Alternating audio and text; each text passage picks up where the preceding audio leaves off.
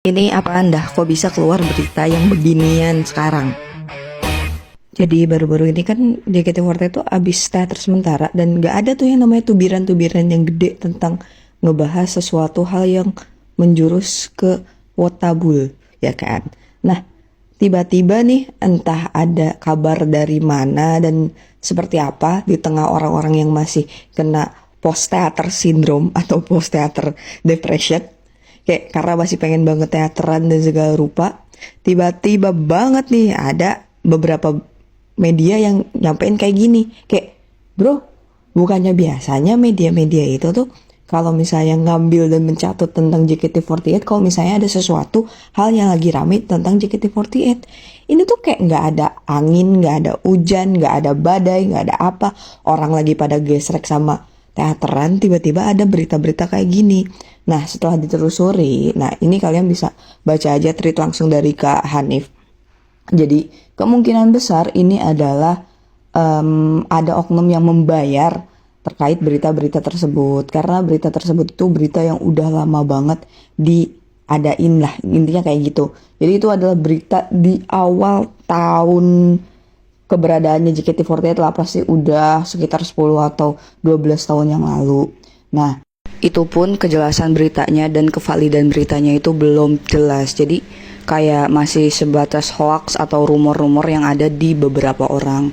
Dan kalau misalnya ditanya nyampe detik ini tuh narasumbernya tuh nggak tahu siapa gitu loh. Si petugas kebersihan yang dimaksud tuh siapa. Dan kebetulan temen gue tuh sempet tuh waktu dia pertama kali jadi wota, dia tuh sempet nanya ke salah satu petugas kebersihan di FX. Ditanyalah sama dia apakah benar berita itu, dan kata petugasnya tuh itu bohong, jadi nggak ada dan nggak pernah kejadian kayak gitu. Dan selama teman saya itu mungkin ke kamar mandi dan segala macam, dia tuh nggak pernah menemukan hal-hal yang terkait kayak gitu. Dan mungkin gue juga bingung dari mana asalnya si berita tersebut, ya kan kita nggak tahu. Dan bener-bener ini tuh disinyalir kemungkinan besar adalah memang bayaran dari beberapa oknum, karena ya itu biasanya JKT48 itu kalau misalnya ada berita viral di mana-mana, taruhlah kayak kemarin yang Azizi ini dan itu, atau mungkin yang waktu tour tahun 2022 yang katanya ada sesuatu, itu kan viral gara-gara memang udah viral di kalangan fans JKT. Tapi ini kan di fans JKT pun belum ada apa-apa, tiba-tiba jeder ada aja kan, ya entahlah.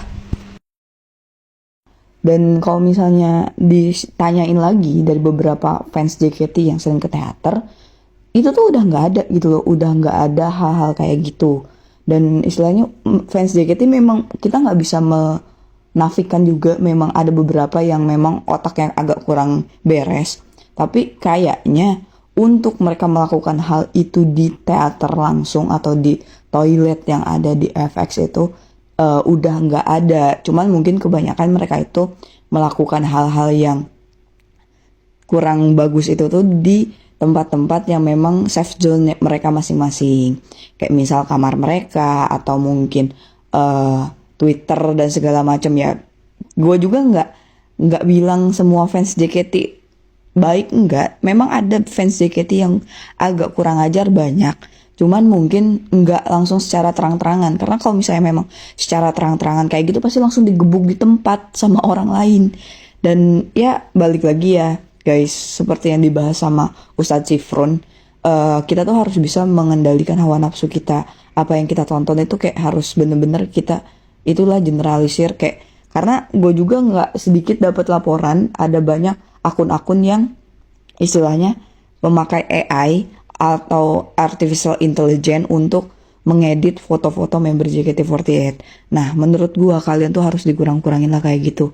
Coba dipikirin lagi, kalian tuh ngidol tuh buat apa? Kalian tuh gimana juga, dan kalian juga pikir kalau misalnya kalian punya saudara perempuan atau punya adik atau mungkin pacar kalian atau mungkin ibu kalian, kalau misalnya diperlakukan seperti itu, apakah kalian tidak marah?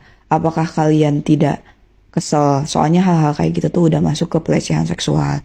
Jadi ya balik lagi, terkait berita yang ada di situ, kalian harus coba disaring lagi, karena nggak semua berita yang diberitain sama media-media itu benar. Yang paling benar itu adalah Kalau berita JKT48 set list story-nya belum ada. Terus kelanjutan SSK-nya juga belum ada. Habis itu terkait ISO dan Seifuku JKT48 juga banyak yang rusak. Habis itu web JKT48 juga perlu perbaikan, serta merch juga yang perlu banyak perbaikan. Nah itu yang benar-benar harusnya kena highlight ya sebenarnya ya, dan seharusnya itu JKT48 udah berbenah. Tapi mungkin saran juga buat JKT48, ini kan udah penyebaran hoax dan di mana-mana, dan ini udah kayak jadi berita besar banget. Nah ini kan JKT lagi di atas, menurut gua kalian harus ngambil suatu hal yang bener-bener bagus lah, maksudnya bener-bener tindakan lah, jangan cuman diem aja kayak tembok. Tolong ya JOT, saya tidak mau posisi saya jadi tameng lagi.